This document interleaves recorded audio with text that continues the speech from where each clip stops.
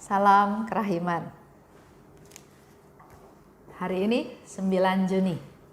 Kita akan baca dari 14, 16 dan 1549. Kita mulai ya dengan doa pembukaan. Dalam nama Bapa dan Putra dan Roh Kudus. Amin. Kemuliaan kepada Allah di surga dan damai di bumi bagi orang yang berkenan kepadanya. Kami memuji Dikau, kami meluhurkan Dikau, kami menyembah Dikau, kami memuliakan Dikau, kami bersyukur kepadamu karena kemuliaan-Mu yang besar. Ya Tuhan Allah, Raja Surgawi, Allah Bapa yang Maha Kuasa. Ya Tuhan Yesus Kristus, Putra yang Tunggal. Ya Tuhan Allah, Anak Domba Allah, Putra Bapa. Engkau yang menghapus dosa dunia, kasihanilah kami. Engkau yang menghapus dosa dunia, kabulkanlah doa kami. Engkau yang duduk di sisi Bapa, kasihanilah kami.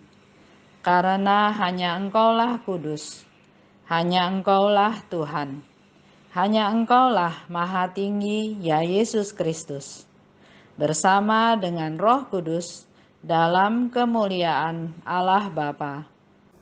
Dalam nama Bapa dan Putra dan Roh Kudus. Amin. 1416. Ketika semua indraku kembali berfungsi, hatiku menjadi luar biasa tertarik kepada ketiga keutamaan ini, dan aku mengamalkannya dengan setia. Keutamaan itu seolah-olah terukir di dalam hatiku. Hari ini merupakan hari yang penting bagiku. Sepanjang hari ini, aku seolah-olah tinggal dalam kontemplasi yang tanpa henti. Pemikiran mengenai rahmat ini menarik aku lebih jauh ke dalam kontemplasi. Dan sepanjang seluruh hari, aku terus berada dalam doa syukur yang tak pernah berhenti, sebab setiap kali memikirkan rahmat ini, hatiku selalu kembali membenamkan diri dalam Allah. Lanjut, 1549. Aku ingin hidup dalam semangat iman. Segala sesuatu yang muncul dalam perjalanan hidupku, ku terima sebagai sesuatu yang dikehendaki oleh Allah yang penuh kasih, yang sungguh menginginkan kebahagiaanku. Maka segala sesuatu yang dikirimkan Allah kepadaku akan kuterima dengan patuh dan penuh syukur. Aku tidak akan memperhatikan suara alam dan bisikan-bisikan cinta diri. Sebelum setiap kegiatan yang penting, aku akan merenung sejenak untuk menyelidiki apa hubungan kegiatan itu dengan kehidupan kekal dan apa yang barangkali menjadi alasan utama aku melakukannya.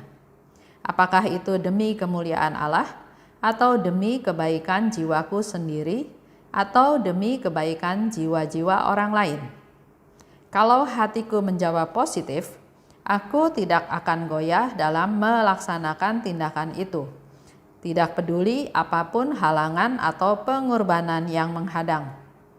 Aku tidak akan gentar meninggalkan keinginanku sendiri.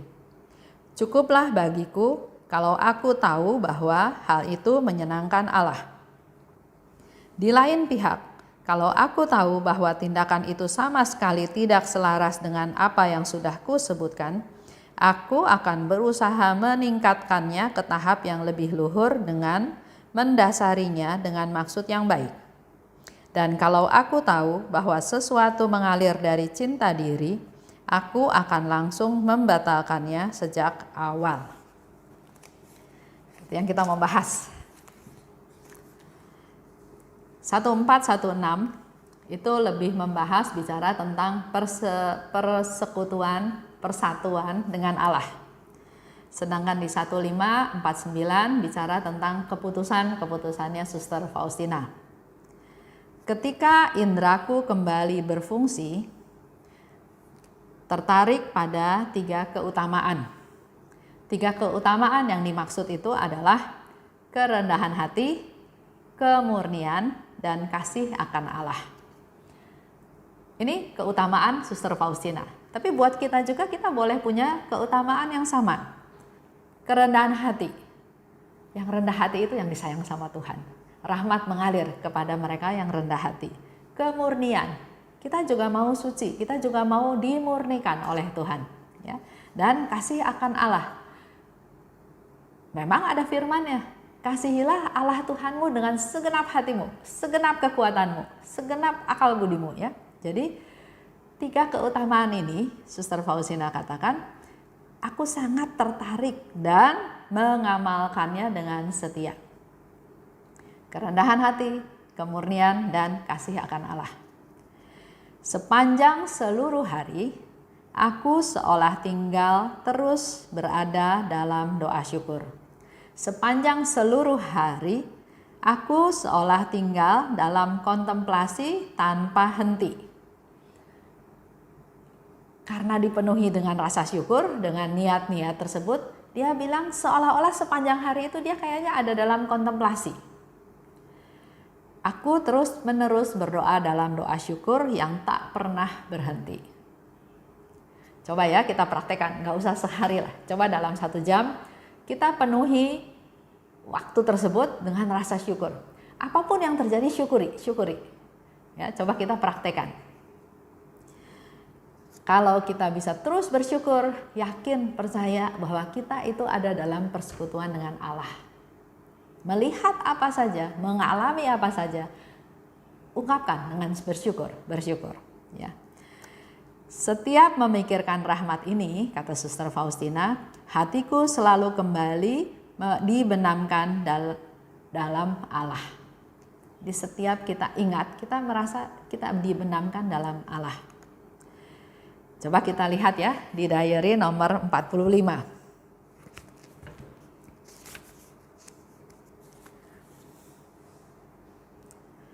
Sekali peristiwa Yesus berkata kepadaku, katakanlah kepada Mother Jenderal bahwa di rumah ini sedang terjadi hal ini dan hal itu yang tidak berkenan kepadaku dan sangat menggusarkan hatiku. Ya. Ini salah satu contoh aja. Kalau dia ada dalam rasa syukur, rasa damai bersama Tuhan, waktu Yesus bilang, katakan kepada Mother Kepala, pada Mother Jenderal, bahwa di rumah ini, di biara ini, terjadi hal ini, hal itu.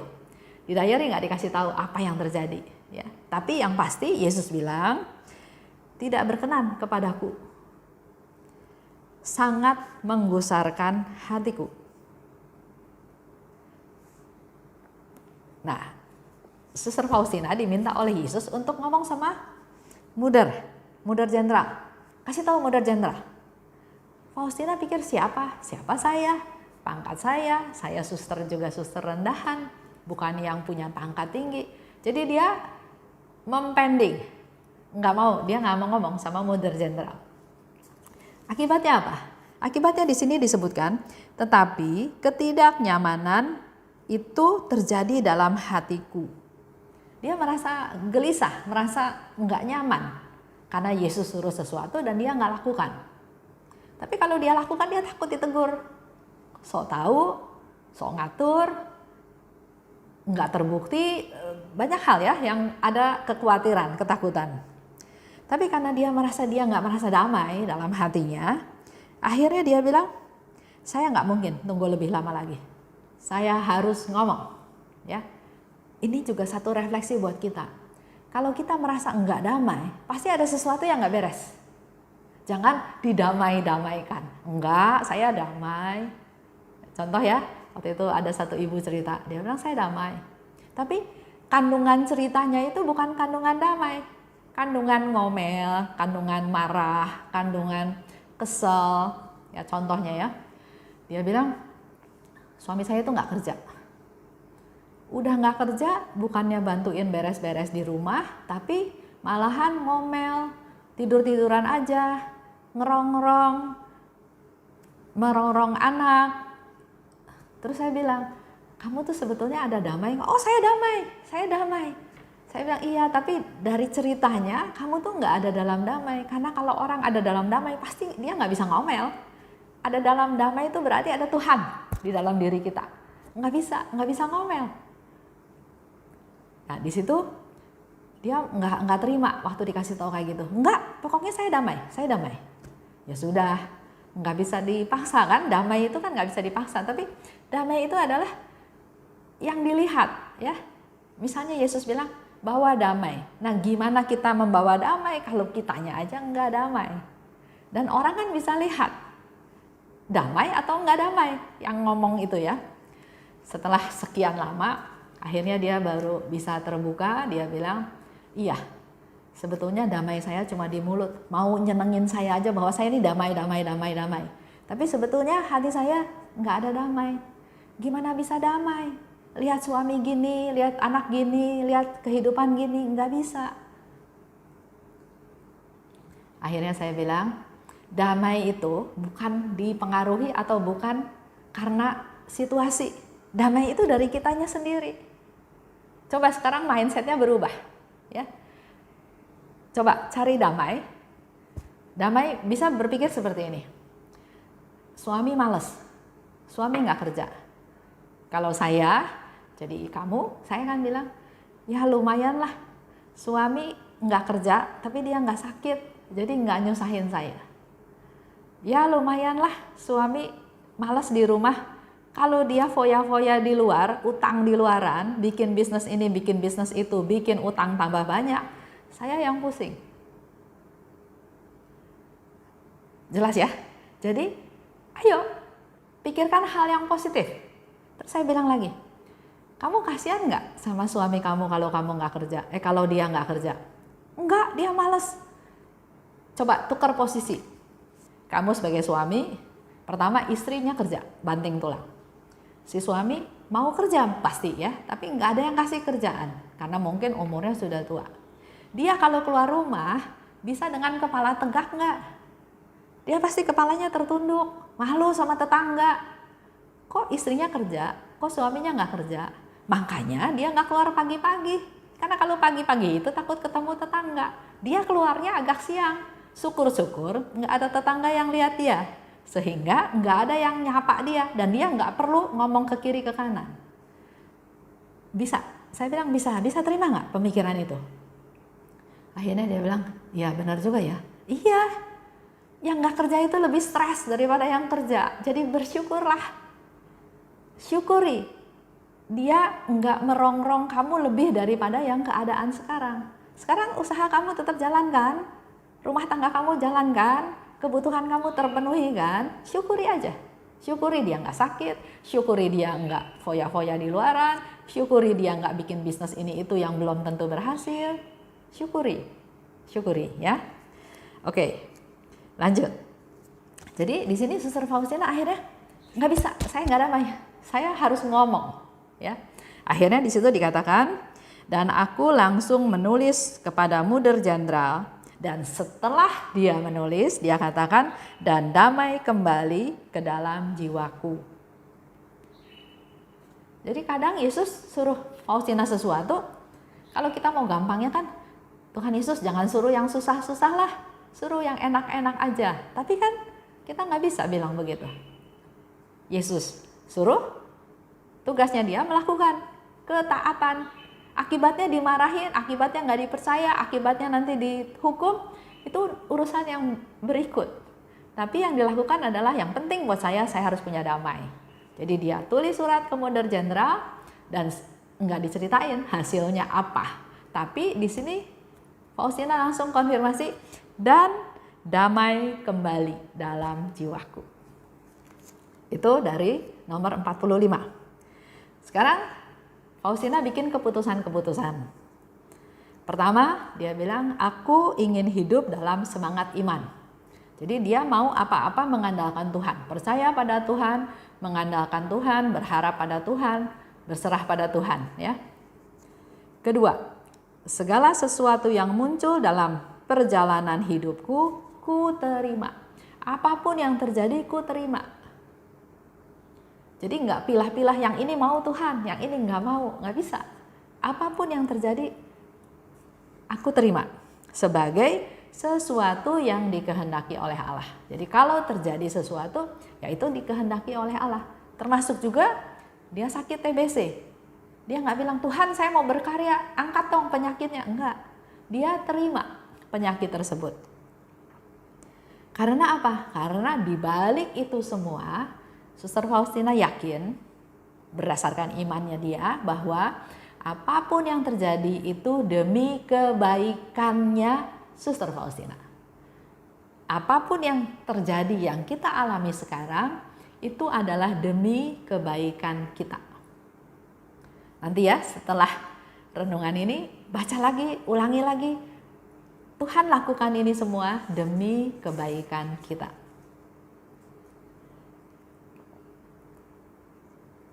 Itu cerita yang tadi tentang Yesus bilang ya, bahwa ada sesuatu yang harus disampaikan. Selanjutnya, Suster Faustina bilang, saya nggak akan memperhatikan suara alam dan bisikan-bisikan cinta diri. Kita kalau peka atau kalau dengar, kadang-kadang ada bisikan cinta diri. Udah santai aja, besok juga bisa kok, masih ada waktu. Itu cinta diri. Karena dirinya masih mau santai, masih mau kerjain yang lain, yang menyenangkan badan ya. Atau contoh ada orang yang mau diet, karena dia sudah terlalu gemuk, kakinya jadi sakit karena memikul beban badannya yang berat. Tapi terus dia pikir, ya mulai besok aja lah, mulai besok. Dia nggak sadar, selama sekian tahun kakinya itu kerja berat, menanggung beban berat badannya. Ya. Kita harus memperhatikan juga seluruh anggota tubuh kita. Karena satu jari sakit aja semua sakit. Nah, kita memanjakan mulut, kita makan seenaknya, yang penting makan, nggak mau kehilangan.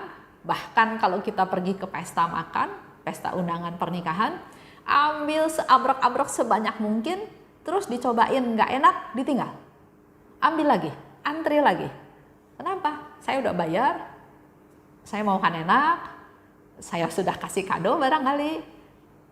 Dia nggak mikir bahwa itu hanya mau memanjakan mulutnya dia aja, mau memanjakan matanya dia aja, bahwa apa yang disajikan, saya harus makan, saya harus dapat duluan, supaya nggak kehabisan, saya ambil yang banyak, karena kalau antri lagi nanti nggak dapat. Nah itu memanjakan sebagian daripada anggota tubuh kita, tapi kita pernah nggak mikir bagaimana dengan kaki kita menanggung berat badan, bagaimana dengan lambung kita, bagaimana dengan organ tubuh yang lain, masuk lemak-lemak segala macam, ya. Jadi dia nggak mau dengerin bisikan-bisikan cinta diri. Dan nah, kita belajar ya dari Suster Faustina tentang hal ini. Sebelum dia melakukan sesuatu kegiatan penting, dia evaluasi dulu, dia cerna dulu. Apakah kegiatan ini berhubungan dengan kehidupan kekal? Mau makan enak atau makan biasa saja? Ada nggak sama hubungannya sama hidup kekal? Misalnya seperti itu ya. Jadi semuanya dia renungkan kembali. Apa yang jadi alasan utama saya lakukan ini? Kenapa saya harus lakukan ini? Nah, dia evaluasi dulu, dia cerna, nggak asal-asal sembarangan ya. Nah, yang dia evaluasi adalah 3 hal. Kalau saya lakukan ini, apakah ini untuk memuliakan Allah? Kalau untuk memuliakan Allah, saya langsung lakukan tanpa saya peduli rintangannya. Mau ada kendala, mau ada rintangan, bisa nggak bisa, saya nggak peduli. Yang penting saya mengutamakan ini untuk memuliakan Allah. Yang kedua, apakah dengan saya melakukan ini, saya membantu, menolong, atau saya lakukan untuk kepentingan orang banyak? Kalau untuk kepentingan orang banyak, saya juga lakukan. Ya. Nah, yang ketiga, apakah dengan saya melakukan ini adalah untuk kepentinganku saja? Kalau untuk kepentinganku, dia langsung abaikan. Dia nggak mau pikir 2 kali, nggak mau pikir 3 kali, dia akan abaikan. Jadi dalam hidup kita juga kita perlu prioritas. Apakah kalau saya melakukan ini, siapa yang menikmati? Menyenangkan Tuhan? Menyenangkan sesama? Atau hanya untuk kepuasan diri sendiri? Ya. Dalam masa ini, ayo kita belajar. Ya. Jadi dikatakan oleh Suster Faustina, kalau tujuannya untuk diri sendiri, untuk cinta diri, dia nggak mau. Kita lihat lagi ya, contoh di 129.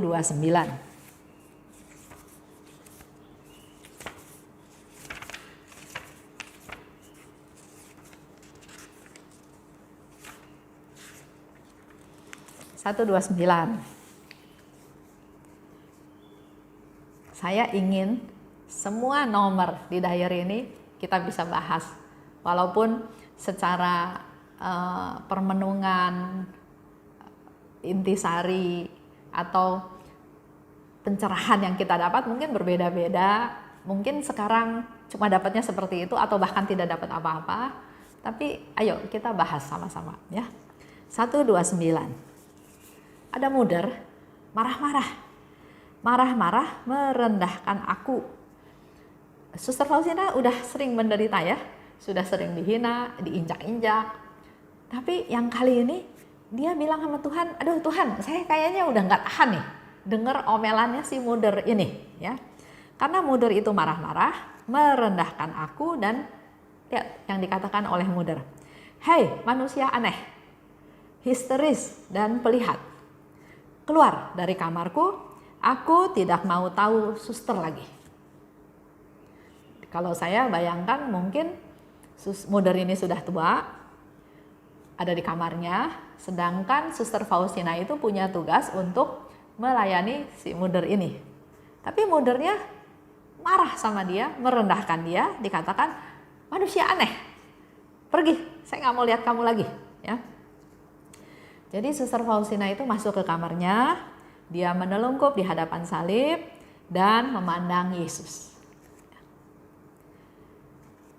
Dan dikatakan di dalam diary ini, setan selalu mengambil keuntungan dari saat-saat seperti itu. Saat kita sedih, saat kita dilecehkan, saat kita putus asa, saat kita enggak berdaya, saat kita enggak bisa bela diri, saat kita disalahkan, saat kita dihina, setan masuk. Nah, Suster Faustina yang katakan, setan mengambil keuntungan dalam situasi seperti ini. Artinya apa? Artinya kita jangan kecemplung dalam posisi seperti itu, ya. Dan selanjutnya setan itu bilang begini, inilah ganjaranmu untuk kesetiaan dan ketulusanmu. Jadi syukur lo, gara-gara kamu setia, gara-gara kamu tulus, ini ganjarannya. Bukannya diterima kasihin sama si Muder, malah kamu dihina, malah kamu diusir, ya. Faktanya memang begitu kan?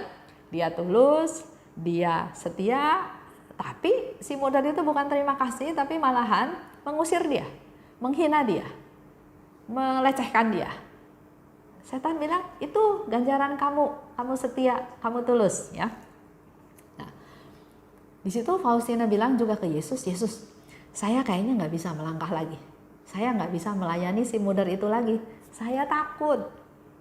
Karena dia udah diusir sama Muder, kalau dia masuk lagi ke kamar itu, kemungkinan besar kan dia diusir lagi. Jadi, Suster Faustina bilang, saya takut. Yesus bilang, jangan takut. Aku menyertai kamu. Ya, jangan takut. Aku menyertai kamu. Jadi pada waktu kita gelisah, kita susah, kita cari Tuhan. Kita doa. Bukannya malah ngomel cerita ke teman-teman yang lain, gue dijahatin loh, gue dihina loh, gue diusir loh. Nggak ada gunanya cerita sama teman seperti itu. Datang pada Yesus. Cerita sama Yesus. Dan Yesus katakan, jangan takut. Aku menyertai kamu. Kemudian Suster Faustina sadar. Dia katakan, aku sadar. Aku tidak boleh menyerah. Ya, dalam kesedihan ini aku tidak boleh nyerah. Aku harus keluar sebagai pemenang. Timbul kekuatan yang baru. Akhirnya dia keluar kamar, ya, dan dia bilang, saya berani untuk menderita. Artinya dia akan masuk lagi ke kamar si mundur itu. Mungkin bakal dimarahin lagi, mungkin bakal dihina lagi, tapi dia sudah dapat kekuatan yang baru dan dia bilang, saya berani untuk menderita. Jadi ada hal yang kita mengalami sesuatu, kita datang pada Tuhan, kita dapat kekuatan pada Tuhan, dan kita menjadi manusia yang baru, yang punya kekuatan, berani untuk menderita, berani untuk dihina, berani untuk diusir. Kurang lebih seperti itu. Baik, kita akhiri pertemuan pada hari ini dengan doa ya. Dalam nama Bapa dan Putra dan Roh Kudus, amin. Allah yang maha baik, tak henti-hentinya kami bersyukur dan berterima kasih. Terlebih lagi pada hari ini kami bisa banyak belajar dari Suster Faustina. Bila menghadapi suatu rencana, mampukan kami untuk mengevaluasinya ya Tuhan. Apakah ini berkaitan dengan kehidupan kekal? Apakah hal ini menyenangkan Engkau Tuhan? Apakah hal ini demi kepentingan orang banyak? Atau hanya untuk memanjakan diriku sendiri? Buatlah kami peka Tuhan sehingga kami bisa objektif dan mengetahui agar segala sesuatu yang kami lakukan adalah untuk menyenangkan-Mu dan untuk kepentingan orang banyak. Kalau hal tersebut adalah untuk kepentinganku pribadi, ingatkan kami Tuhan, ingatkan kami, sadarkan kami bahwa itu bukan menjadi target utama dalam hidup kami. Terima kasih Bapa, dari semua sharing-sharing yang kami belajar dari Suster Faustina hari ini, kami percaya, kami mohon damai-Mu Tuhan, Engkau bertahta dalam hidup kami, dalam diri kami, agar dimanapun kami berada, damai itu ada dalam diri kami. Damai bukan dipengaruhi, bukan hasil dari orang atau keadaan sekitar kami, tapi damai hanya berasal daripada-Mu. Terima kasih Bapa, dalam nama Putra-Mu kami berdoa dan bersyukur. Amin. Dalam nama Bapa dan Putra dan Roh Kudus. Amin. Salam kerahiman.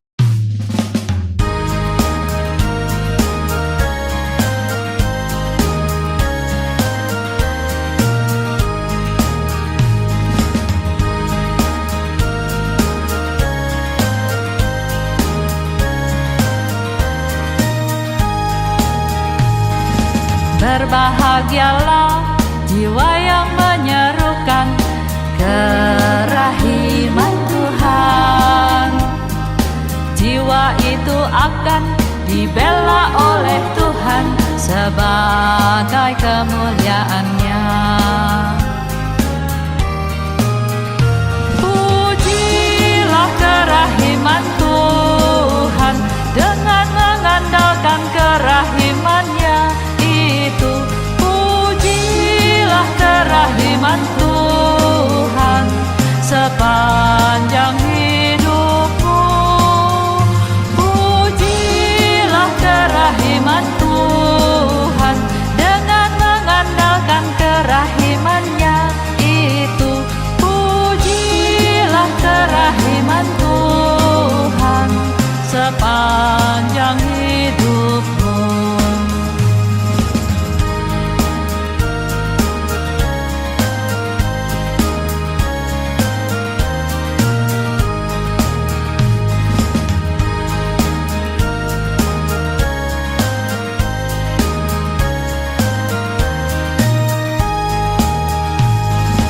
Berbahagialah jiwa yang menyerukan kerahiman Tuhan. Jiwa itu akan dibela oleh Tuhan sebagai kemuliaan-Nya. Pujilah kerahiman Tuhan dengan mengandalkan kerahiman-Nya. Itu pujilah kerahiman Tuhan sepanjang hidupmu. Pujilah kerahiman Tuhan